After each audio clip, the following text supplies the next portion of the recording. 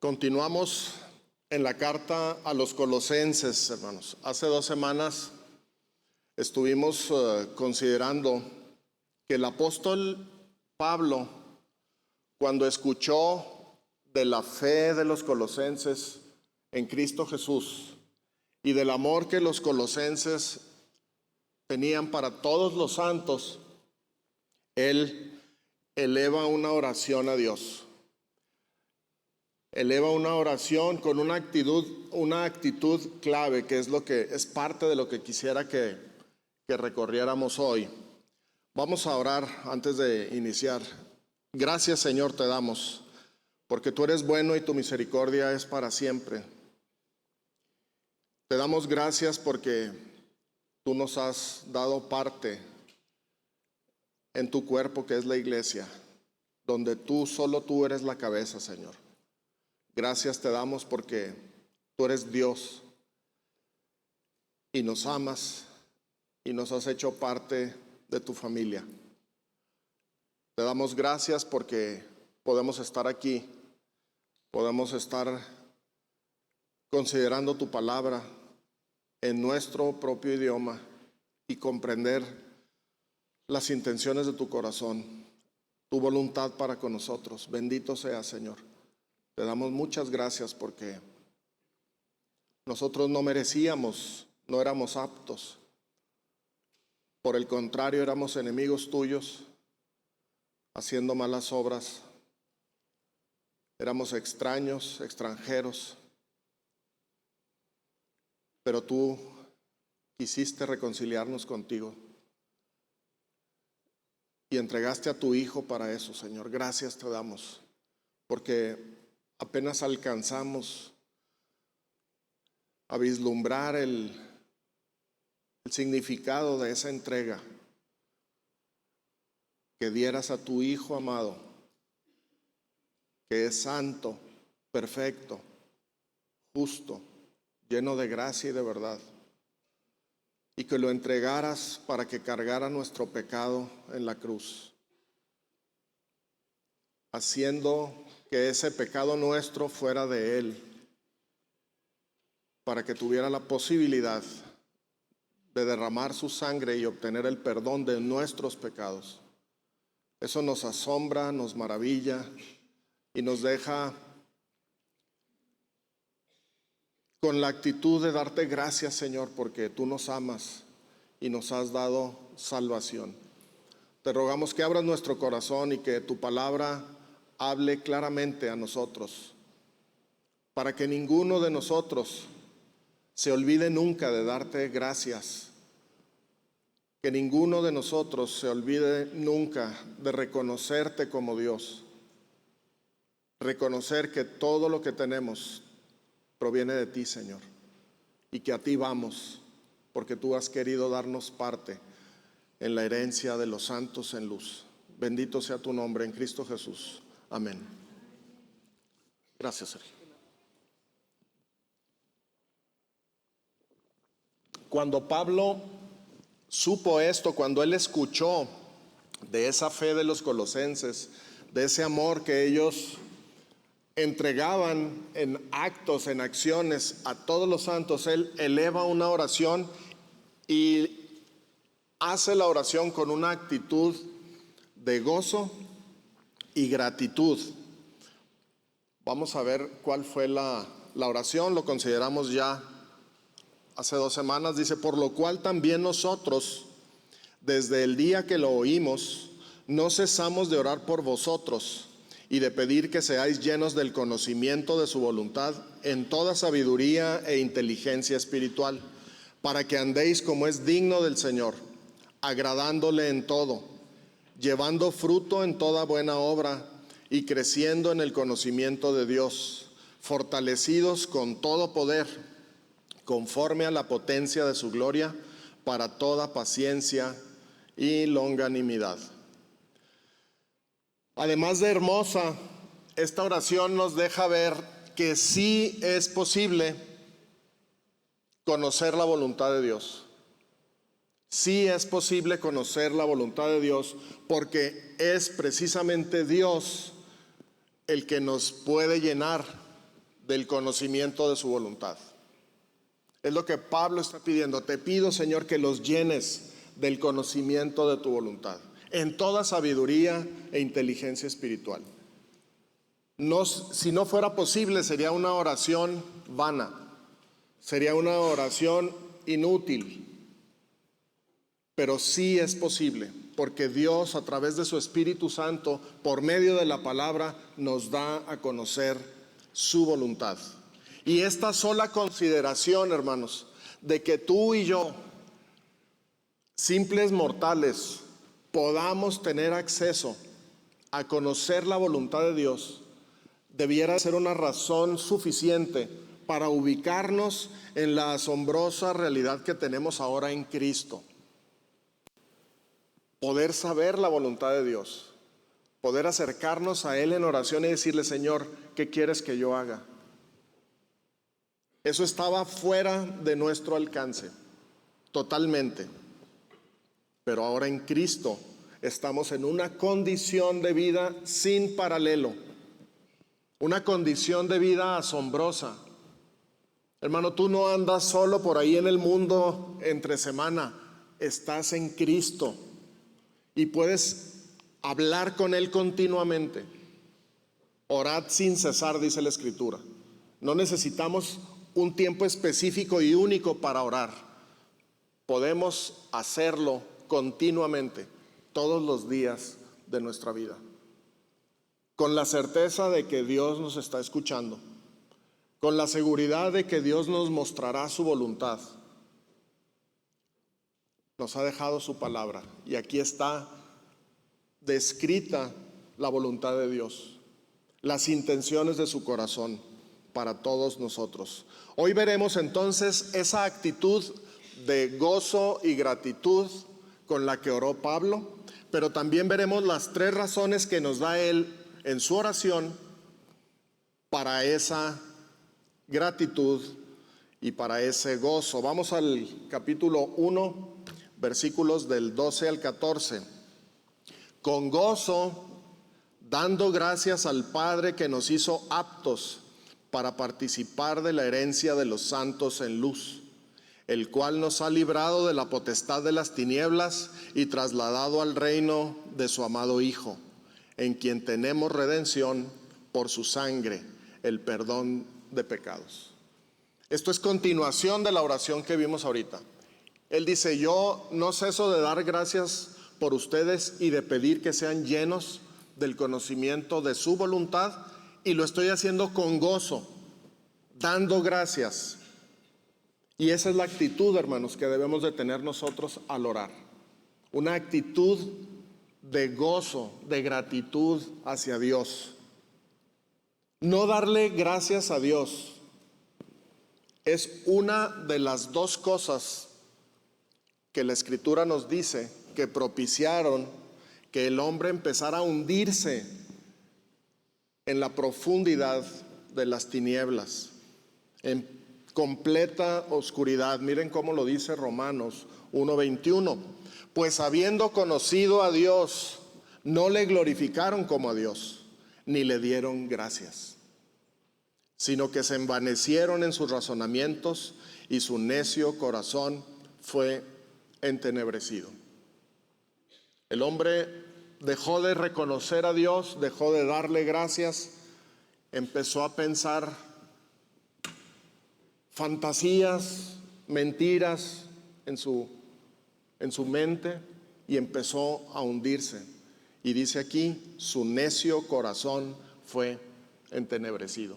Es decir, cayó en las tinieblas. Y tristemente nosotros, hermanos, que ya estamos en Cristo, es frecuente que oremos sin dar gracias.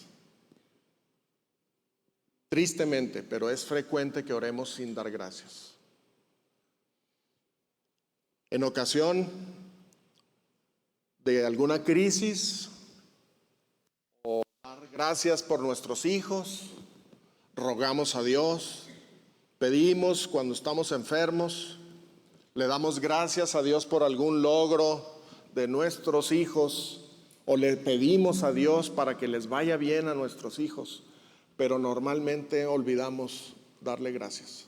Entre los hombres, por lo menos en el mundo de los negocios, se estila que cuando mandas un correo electrónico a alguien y le estás pidiendo alguna cosa, cerramos diciendo gracias de antemano.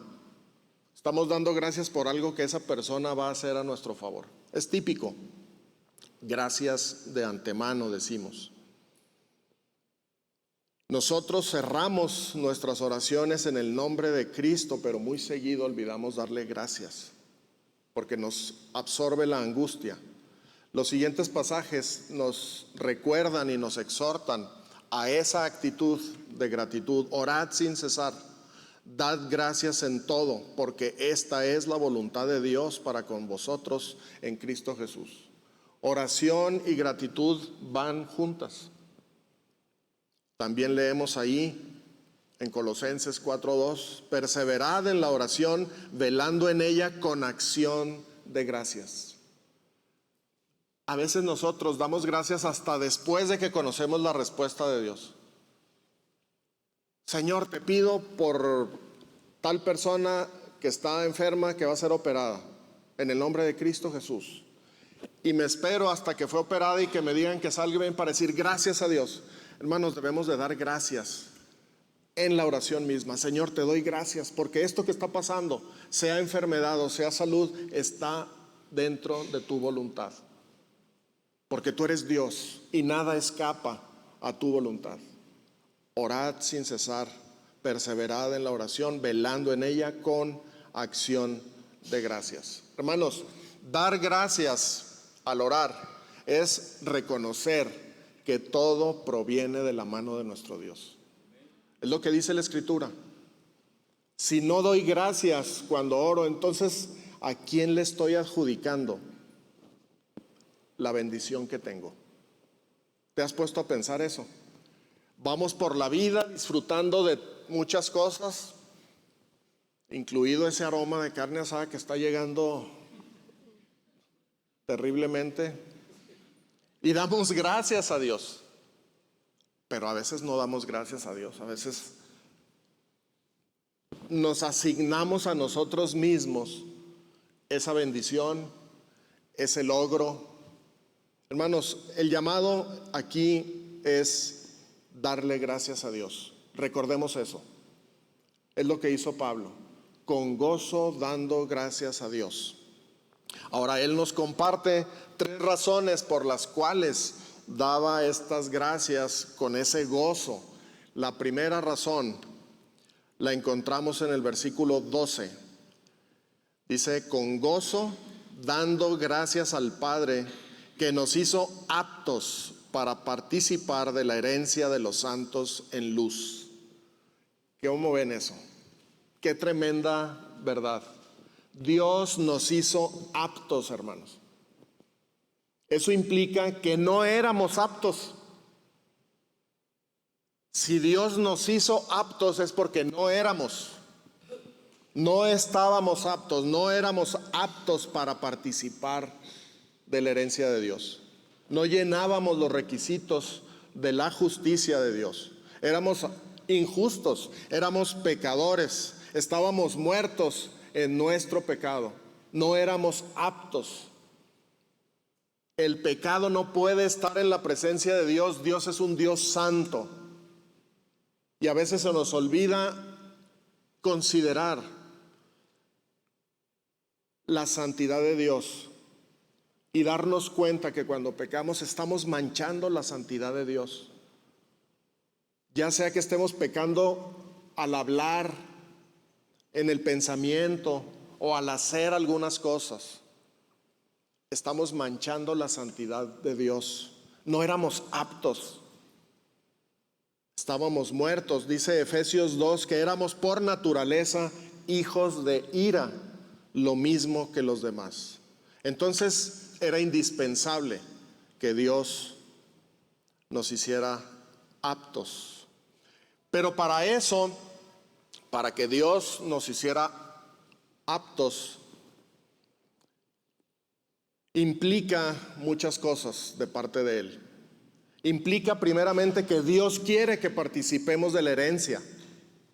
Si no, él diría, no, esto ustedes no tienen parte.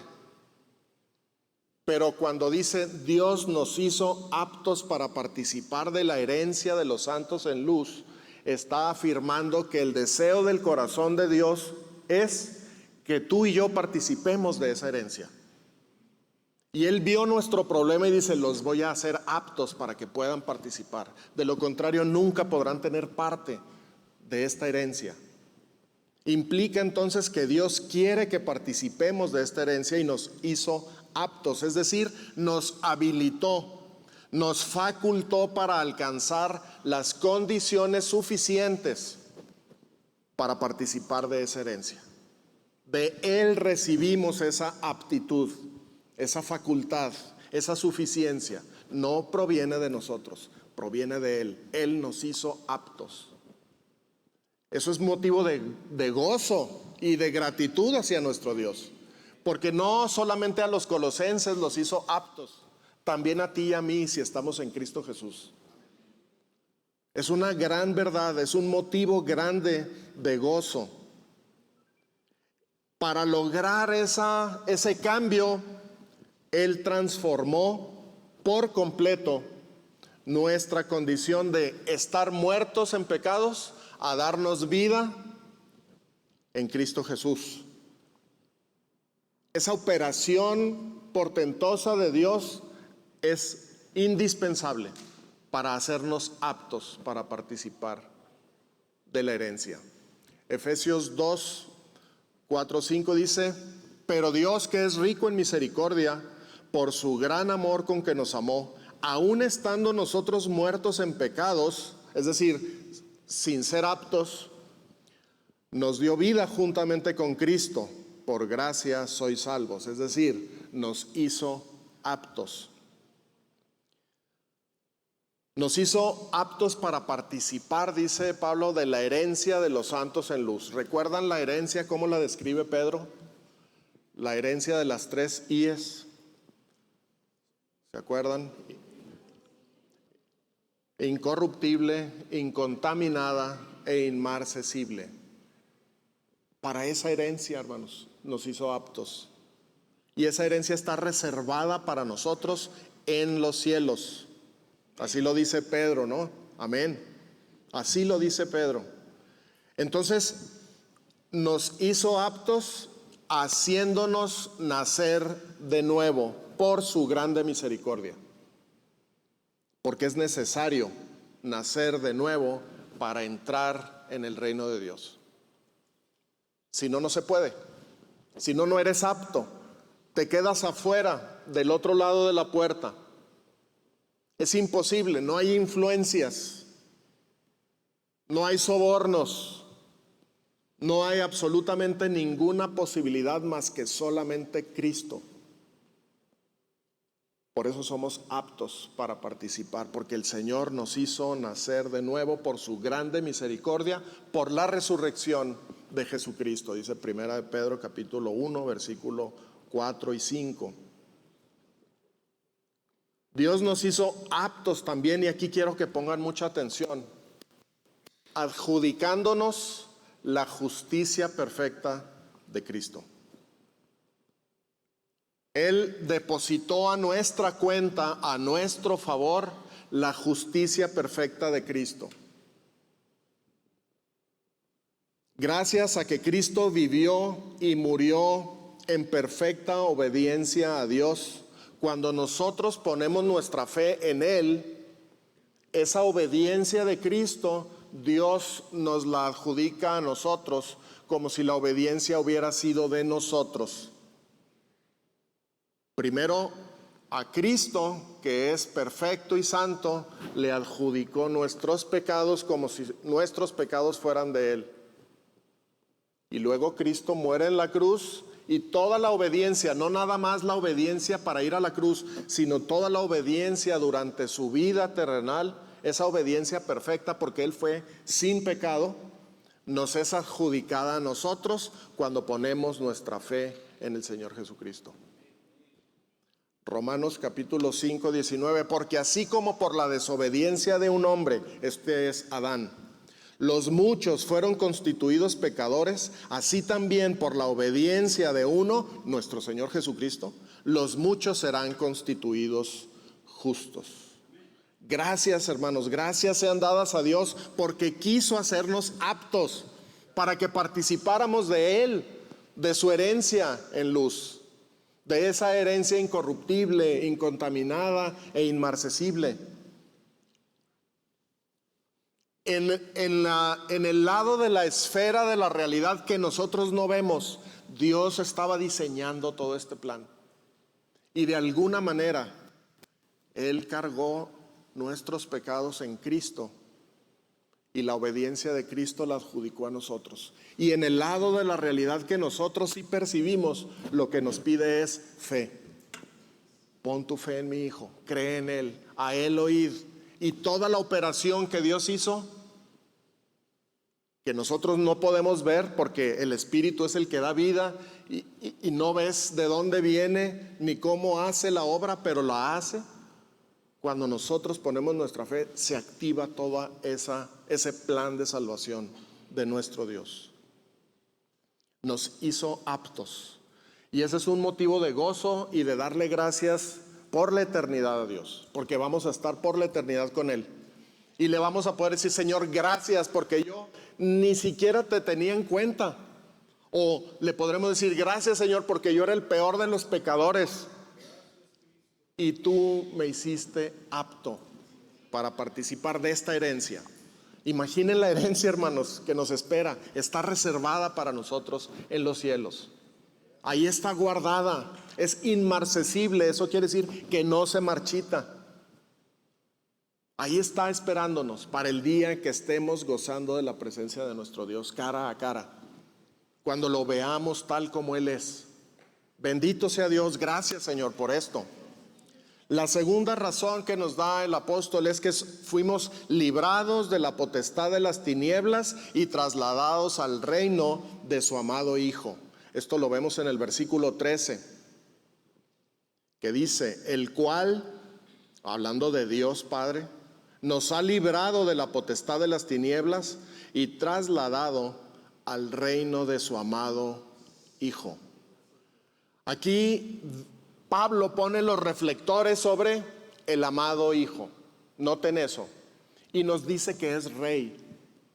Y cantábamos ahorita algo así, Andrés. Cristo es Rey. Y decíamos en el canto que con una corona de espinas, te dices, hermanos, de hecho es un canto, pero Cristo es Rey eternamente. Él es Rey, Él es soberano. Ahorita vamos a regresar un poquito a ese tema de que Él es Rey. Primero vamos a ver que Dios nos ha librado de la potestad de las tinieblas y nos ha trasladado al reino de su amado Hijo. Es una operación portentosa, formidable.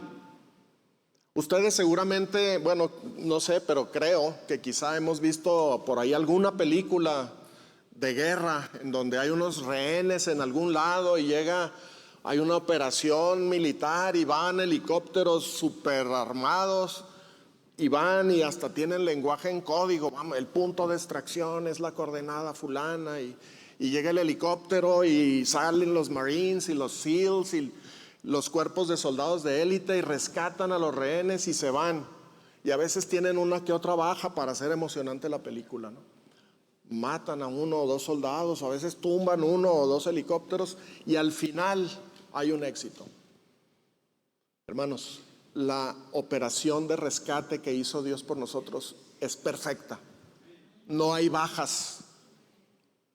No hay bajas. Dios nos ha librado, rescatado de la potestad de las tinieblas y nos trasladó al reino de su amado Hijo. Y no necesita helicópteros armados. Con su poder, con su espíritu, con su palabra, Él ha hecho eso cuando nosotros ponemos nuestra fe en Cristo. ¿No es eso maravilloso? Ya no estamos en tinieblas. Ya no estamos bajo la potestad de las tinieblas. Ahora somos ciudadanos del reino de su amado Hijo. Hermano, esa es una razón grandiosa para darle gracias a Dios constantemente y dar gracias con gozo. No podemos reducir eso a decir, sí, ya sé que yo soy salvo, pero ahorita traigo un problema acá. Sí, ya sé que Dios me trasladó, pero ahorita eso no puede ser así. Necesitamos estar recordando, considerando y darle gracias a Dios por lo que Él ha hecho. Ese rescate fue necesario porque en otro tiempo, como dice la Escritura y lo vimos hace 2 semanas, estábamos bajo la potestad de las tinieblas. Y ya hablamos de que ese en otro tiempo es la condición catastrófica en la que se encuentra todo hombre que no tiene a Cristo viviendo por fe en su corazón. Y cuando estábamos sin Cristo, éramos enemigos de Dios. Estábamos bajo el dominio del enemigo principal de Dios, que es Satanás. Colosenses 1:21 dice: y a vosotros también, que erais en otro tiempo extraños y enemigos en vuestra mente, haciendo malas obras. Esa era nuestra condición, éramos enemigos de Dios en nuestra mente, éramos extraños para Él. Hacíamos malas obras por deporte casi, porque esa era nuestra manera de vivir antes de estar en Cristo. Éramos enemigos. Luego Efesios 2:1-3 nos dice: y Él os dio vida a vosotros cuando estabais muertos en vuestros delitos y pecados, en los cuales anduvisteis en otro tiempo siguiendo la corriente de este mundo, conforme al príncipe de la potestad del aire, el espíritu que ahora opera en los hijos de desobediencia, entre los cuales también todos nosotros vivimos en otro tiempo en los deseos de nuestra carne, haciendo la voluntad de la carne y de los pensamientos, y éramos por naturaleza hijos de ira, lo mismo que los demás. Tremenda situación, pero de esta condición nos ha librado Dios, hermanos. Ya no pertenecemos a ese dominio de tinieblas, ya no. La operación de rescate fue exitosa al 100% para todos los que estamos en Cristo Jesús. El apóstol Pablo, si ustedes recuerdan, ahí en el libro de los Hechos, cuando estaba presentando su defensa ante el rey Agripa, empieza a narrar cómo el Señor Jesucristo lo intercepta en el camino y le dice: ¿por qué me persigues, Saulo? Yo soy Jesús a quien tú persigues. Y le explica a Pablo cuál es el propósito de la comisión con que lo manda a él a predicar el evangelio. Este es el propósito que tenía Dios para Pablo. Dice: para que abra sus ojos, para que se conviertan de las tinieblas a la luz. Ahí está otra vez. Y de la potestad de Satanás a Dios. Ahí está otra vez a quien servíamos. Y para que reciban por la fe que es en mí perdón de pecados y herencia entre los santificados. El mismo mensaje que le dio el Señor Jesús a Pablo es el mensaje que Él está dando a los colosenses. Le doy gracias a Dios porque efectivamente los libró de la potestad de las tinieblas, los trasladó al reino de su amado Hijo y tienen herencia. Ya no están bajo la potestad de Satanás. ¿No es tremendo eso? Hermanos, si tú estás en Cristo, tú eres parte de esta verdad, de esta bendición.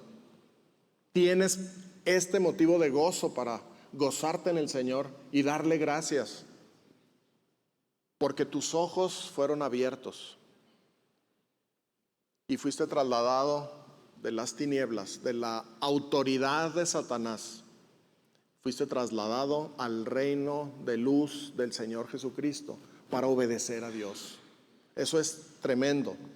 Eso es la obra del Señor. Ahora, decíamos que Cristo es Rey y notemos que dice al reino de su amado Hijo. Luego Cristo es Dios, es Rey, perdón. Luego Cristo es soberano. Pero no es un simple Rey, es el Rey de Reyes. todos los reyes de toda la historia, de todos los pueblos, hincarán su rodilla ante el verdadero rey. Y ese momento viene porque Jesucristo es Rey de Reyes, admirable, justo, santo, fiel, verdadero, lleno de gracia y de verdad. Él es el único Rey con estas cualidades, y con estas cualidades eternas, perfectas, infinitas. Basta con que tú y yo prendamos la televisión para ver las noticias y darnos cuenta de que el mundo hoy en día es un polvorín, rebeliones en un país, en otro, corrupción de un gobernante y en otro. Todos quieren tumbar al que está de presidente y el presidente que está ahí quiere dominar más territorio. No hay ni rey ni político hoy y nunca igual a nuestro Dios, igual a nuestro Señor Jesucristo. Él es Rey. Hermano, eso es para darnos gozo. No existe ninguna autoridad en el mundo como la de Él. Y pronto viene su reino, donde habrá perfecta paz cuando venga el Señor. No antes, porque habrá ofertas de los hombres, habrá ofertas de los reyes, de los poderosos del mundo ofreciendo paz, pero no será cierto. La verdadera paz la tiene y la ofrece nada más Cristo Jesús. Solo Él es capaz, solo en Él podemos confiar que tendremos un reino verdadero de justicia y de paz. La tercera razón la encontramos en el versículo 14, y esta es la redención en Cristo por su sangre, el perdón de pecados. El versículo 14 dice: en quien tenemos redención por su sangre, el perdón de pecados. ¿Cuántas razones hemos visto ya? Esta es la tercera, hermanos. Dios nos hizo aptos, la primera. Dios nos hizo aptos para participar de la herencia de los santos en luz. La segunda, Él nos ha librado de la potestad de las tinieblas y nos ha trasladado al reino de su amado Hijo. Y la tercera, en el amado Hijo, es decir, en Cristo Jesús, tenemos redención por su sangre, el perdón de pecados. Porque en Adán, como lo veíamos hace rato, todos fuimos constituidos pecadores. Estábamos entregados al pecado, de hecho, muertos en pecado, dice la Escritura. Y estábamos destituidos de la gloria de Dios. No teníamos derecho al acceso a la presencia de Dios. Nuestro pecado se interponía entre Dios y nosotros. Y la Biblia dice que la paga del pecado es muerte. Entonces, había que pagar, porque nosotros éramos pecadores. Había que pagar. Había que efectuar el pago. Pero nuestra muerte sola no alcanzaba para nada, no habría sido suficiente. Seguiríamos en condenación. Por eso era necesario que alguien perfecto, alguien sin pecado, identificado plenamente con la raza humana, hiciera el pago. Por eso Cristo, siendo Dios, dice la Escritura, participó de carne y sangre para poder tener un cuerpo que pudiera morir. Y Él estuvo dispuesto a ir a la cruz para morir y efectuar entonces el pago que requería la justicia de Dios. Y todo eso, si fuera solamente un plan o un buen deseo, sería hermoso, pero no sería suficiente. ¿Qué ocurrió después? Dios entregó a su Hijo. Entregó a su Hijo en mano de hombres pecadores para que hicieran con Él como estaba escrito, que tenía que morir, que tenía que padecer, que tenía que derramar su sangre, porque dice también la Escritura que sin derramamiento de sangre no se hace remisión de pecados, no hay perdón de pecados, no hay posibilidades. Tiene que haber una satisfacción para Dios. Y Dios entregó a su Hijo amado que era perfecto, que era sin pecado, para que Él muriera y Él pagara el precio de nuestro pecado. La paga del pecado es muerte, y el Señor dijo: yo voy y pago por todos. Y en la cruz cargó el pecado de todos nosotros y pagó. Por la gracia de Dios, hermanos, Jesús murió en nuestro lugar. Él derramó su sangre para pagar el precio de nuestro pecado. Él lo dice así en Mateo 26:28, dice: porque esto es mi sangre del nuevo pacto, que por muchos es derramada para remisión de los pecados. El Señor Jesucristo era perfectamente consciente de lo que estaba haciendo. No es que los fariseos o los romanos lo sorprendieron y lo atraparon y lo pusieron en la cruz. No, Él estaba perfectamente consciente de lo que estaba haciendo. Cerramos con Hebreos capítulo 9, del 11 al 12, porque aquí se resume en buena medida lo que hemos estado viendo. Dice así: pero estando ya presente Cristo, sumo sacerdote de los bienes venideros, por el más amplio y más perfecto tabernáculo, no hecho de manos, es decir, no de esta creación, y no por sangre de machos cabríos ni de becerros, sino por su propia sangre, entró una vez para siempre en el lugar santísimo, habiendo obtenido eterna redención. Porque si la sangre de los toros y de los machos cabríos y las cenizas de la becerra rociadas a los inmundos santifican para la purificación de la carne, esto era lo que se hacía en Israel cuando se ofrecían sacrificios a Dios. Pero dice el apóstol aquí que escribe Hebreos: si eso funcionaba para purificar la carne, ¿cuánto más la sangre de Cristo, el cual mediante el Espíritu eterno se ofreció a sí mismo sin mancha a Dios, limpiará vuestras conciencias de obras muertas para que sirváis al Dios vivo? Ya no es nada más un tema de la carne, es un tema de conciencia, es un tema de transformación, de servir a Satanás. Hemos sido convertidos para servir a Dios. Así que por eso es mediador de un nuevo pacto, para que interviniendo muerte para la remisión de las transgresiones que había bajo el primer pacto, los llamados reciban la promesa de la herencia eterna. Ahí está el mensaje, hermanos. Éramos pecadores, no había solución. Los sacrificios de animales era insuficiente, hasta que llegó el amado Hijo, perfecto, santo, sin pecado, sin mancha, y su sangre derramada es capaz, suficiente para limpiar todo pecado, para limpiar nuestras conciencias de obras malas y convertirnos para servir a Dios. Este es el nuevo pacto en la sangre del Señor. Y más allá dice: para que los llamados reciban la promesa de la herencia eterna. ¿Qué dice Pablo en Colosenses? Nos hizo aptos para participar de la herencia de los santos en luz. ¿Cómo lo hizo Dios? En lo que nosotros corresponde a lo que alcanzamos a ver, tenemos que tener fe en el Señor. En lo que corresponde a Dios, lo que hizo Dios y que no alcanzamos a ver, hizo este portento de operación. Entregó a su Hijo, transfirió nuestro pecado a Cristo y su justicia a nosotros. Hizo un intercambio impresionante.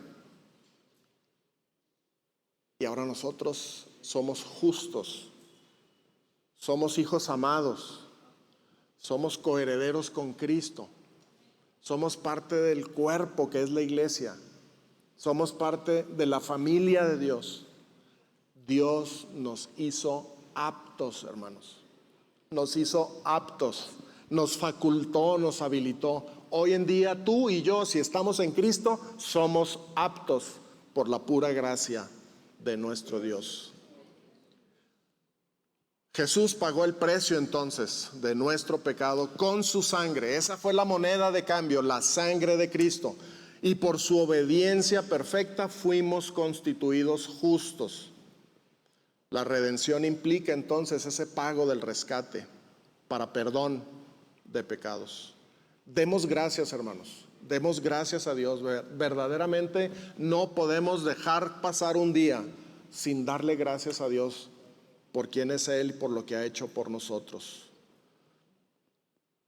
Y yo quiero hacer una última pregunta antes de pasar a la Santa Cena, y también aprovecho aquí para pedirle a alguien, a alguno de los diáconos, que me haga el favor de avisarle a las maestras que pasen y traigan a los niños. Pero quiero hacer esta pregunta para todo aquel que todavía no es apto, que todavía Dios no lo ha hecho apto. Tú sabes, tú lo sabes en tu corazón. Si tú no has puesto tu fe exclusivamente en Cristo Jesús, no en una religión, no en otra persona, no en un poder, no en una institución, sino exclusivamente en Cristo Jesús, tengo que decirte que todavía no eres apto para participar de la herencia de los santos en luz. Pero no pierdas esperanza, porque si tú estás en esa condición, yo te puedo preguntar, ¿qué estás esperando para poner tu fe exclusivamente en Cristo? Él tiene sus brazos abiertos, llenos de misericordia, esperando que tú confieses con tu boca: Señor, aquí estoy. Yo quiero poner mi fe exclusivamente en Cristo Jesús, porque quiero que me perdones mis pecados, porque quiero tener parte en esa herencia. ¿Habrá alguien que quiere hacer esto? Este es el momento, este es el día. No sabemos qué traerá el día de mañana. No sabemos si mañana estaremos vivos o 2 metros bajo tierra. Perdón que lo diga así, pero es la realidad. Pero Cristo Jesús, en su amor, Él dice: yo mandé a mi Hijo. ¿Quién quiere? ¿Quién quiere decirle: Señor, yo quiero que me hagas apto para participar? Yo quiero poner mi fe exclusivamente en ti. ¿Habrá alguien? Entonces esto significa que todos los que estamos aquí ya somos aptos, hermanos.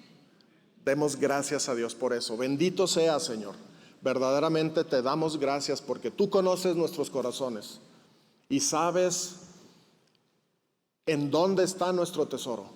Nuestro tesoro eres tú, Señor, porque con tu sangre nos has redimido, con tu sangre nos has perdonado, has pagado el precio, nos has hecho nacer de nuevo, nos has hecho aptos para participar de tu herencia, de ti, por la eternidad.